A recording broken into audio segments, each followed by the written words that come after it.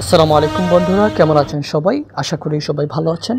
আজ আমি আপনাদেরকে দেখাবো কিভাবে আপনারা সিট দেখে ট্রেনের টিকিট কাটবেন নিজের হাতে থাকা ফোন অথবা কম্পিউটারের মাধ্যমে। রেজিস্ট্রেশন থেকে শুরু করে ট্রেনের টিকিট কাটার ফুল প্রসেস আজ আমি আপনাদেরকে দেখাতে চলেছি। কথা না বাড়িয়ে চলুন শুরু করা যাক আজকের ভিডিও শুরুর আগে একটাই অনুরোধ, ভিডিওটি যদি ভালো লাগে তাহলে অবশ্যই একটি লাইক করবেন এবং এরকম গুরুত্বপূর্ণ ভিডিও পেতে আমাদের চ্যানেলটি সাবস্ক্রাইব করে পাশে থাকা বেল আইকনটি অন করে রাখবেন।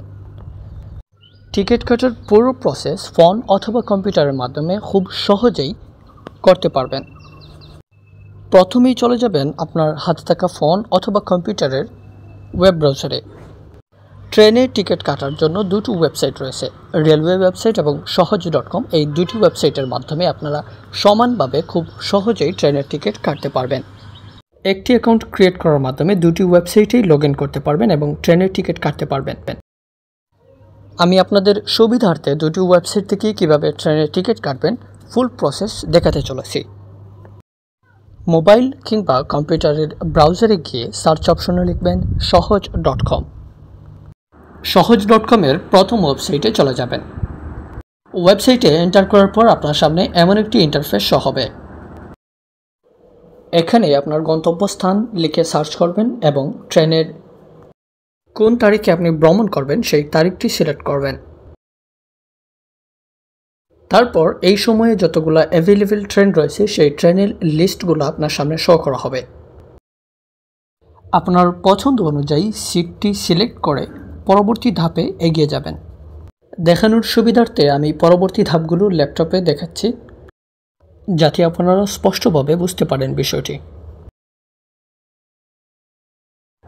এখানে ট্রেন অপশনে সিলেক্ট করবেন। সিলেক্ট করার পর এখানে দেখতে পাচ্ছেন লগ ইন এবং রেজিস্টার অপশন রয়েছে।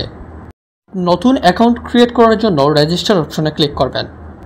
রেজিস্টার অপশনে ক্লিক করার পর দেখতে পাচ্ছেন এখানে দেওয়া আছে প্লিজ ভেরিফাই ইয়োর এনআইডি, অর্থাৎ নিজের এনআইডি কার্ড দিয়ে এখানে রেজিস্টার করতে হবে। রেজিস্ট্রেশন করার প্রথম প্রসেসে এখানে দেওয়া হয়েছে যে এন্টার মোবাইল নাম্বার, অর্থাৎ আপনার মোবাইল যে নাম্বার রয়েছে সেটি এখানে এন্টার করবেন। তারপর পরবর্তী অপশনে দেওয়া আছে এন্টার এনআইডি নাম্বার, আপনার যে জাতীয় পরিচয়পত্রের নাম্বার রয়েছে সেই নাম্বারটি এখানে বসাতে হবে। তারপর পরবর্তী অপশনে আপনার যে জন্ম তারিখ রয়েছে সেই জন্ম তারিখটি এখানে দিতে হবে। তারপর I am not a robot অপশনে ক্লিক করে ভেরিফাই অপশনে ক্লিক করবেন। আমার যেহেতু এখানে পূর্বে অ্যাকাউন্ট করা রয়েছে সেজন্য আমি লগ ইন অপশনে ক্লিক করব।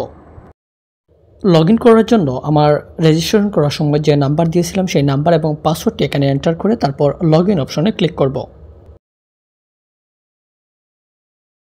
অ্যাকাউন্টে লগ ইন করার পর আমি যে জায়গা থেকে যাব, অর্থাৎ আমি যে জায়গা থেকে যাব সেটা হচ্ছে জয়পুরহাট। এখানে জয়পুরহাট লিখে এন্টার প্রেস করলে আমার লোকেশনটি সেট হয়ে যাবে। তারপর আমি যে জায়গায় গিয়ে নামবো, অর্থাৎ ঢাকাতে গিয়ে আমি পৌঁছাবো, সেজন্য আমি ট্যুর জায়গায় ঢাকা বসে তারপর এন্টার প্রেস করব।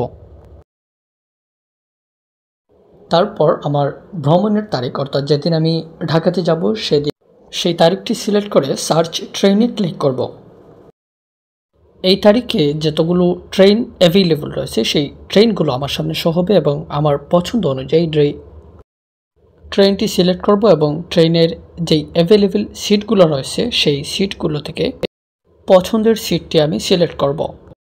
দেখতে পাচ্ছেন এখানে গো এর 51 থেকে 55 সিট অ্যাভেলেবল রয়েছে। এই সিটগুলো থেকে যে কোনো দুটি আমি সিলেক্ট করব। তারপর আমার সিলেক্টকৃত দুটি সিটের প্রাইস এখানে শো করা হচ্ছে। দেখতে পাচ্ছেন এই প্রাইসটি হচ্ছে 1550 টাকা। এই 1550 টাকা আমি মোবাইল ব্যাংকিং যে কোনো মাধ্যম, অর্থাৎ বিকাশ, নগদ কিংবা উপায় যে কোনো একটি মোবাইল ব্যাংকিংয়ের মাধ্যমে আমি এই টাকাটি পে করে আমার ট্রেনের টিকিট কনফার্ম করতে পারবো।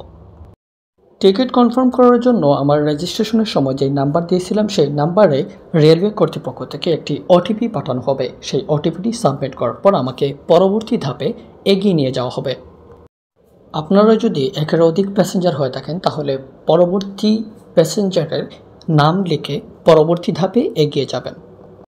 বিষয়টি ক্লিয়ার করার জন্য বলছি, একজনের এনআইডি কার্ড দিয়ে একসাথে কয়েকজনের টিকিট কাটতে পারবেন, এতে কোনো সমস্যা হবে না। দুটি টিকিটে আমার খরচ পড়েছে প্রায় 1550 টাকা এবং টিকিটের মূল্য সরকারি ভ্যাট এবং সার্ভিস চার্জ মিলে সেটা গিয়ে দাঁড়িয়েছে আমার টোটাল অ্যামাউন্ট হচ্ছে 1824 টাকা। এই টিকিটের দামটি আপনার পরিশোধ করতে যে কোনো ধরনের মোবাইল ব্যাংকিং অথবা মাস্টার কার্ড, ভিসা কার্ড ইত্যাদির মাধ্যমে এই বিলটি পরিশোধ করতে পারবেন। আমার যেহেতু বিকাশ অ্যাকাউন্ট রয়েছে সেজন্য আমি মোবাইল ব্যাংকিং বিকাশ অপশনটি সিলেক্ট করলাম। এখানে বিকাশ অপশন সিলেক্ট করার পর আমার যে বিকাশ অ্যাকাউন্ট নাম্বার রয়েছে সেই নাম্বারটি এখানে এন্টার করব। তারপর বিকাশ টিকিটের অ্যামাউন্টটি টাইপ করে সেন্ড বাটনে ক্লিক করব। তারপর বিকাশ থেকে আমাকে একটি ওটিপি পাঠানো হবে, সেই ওটিপিটি এখানে টাইপ করে আমার বিকাশের যে পিন নাম্বার রয়েছে এই পিন নাম্বারটি দেওয়ার মাধ্যমে কনফার্ম বাটনে ক্লিক করলেই আমার টিকিটটি পুরোপুরিভাবে কেটে যাবে এবং টিকিটের যে অনলাইন ফর্ম রয়েছে সেই ফর্মটি ডাউনলোড করে আমি সহজেই ট্রেনে ভ্রমণ করতে পারবো। আর অবশ্যই স্টেশনে যাওয়ার সময় ডাউনলোড কপিটি প্রিন্ট আউট করে নিয়ে যাবেন। ভিডিওটি কেমন লাগলো অবশ্যই কমেন্ট বক্সে জানাবেন। এরকম গুরুত্বপূর্ণ ভিডিও পেতে আমাদের চ্যানেলটি সাবস্ক্রাইব করে পাশে থাকবেন। ধন্যবাদ সবাইকে।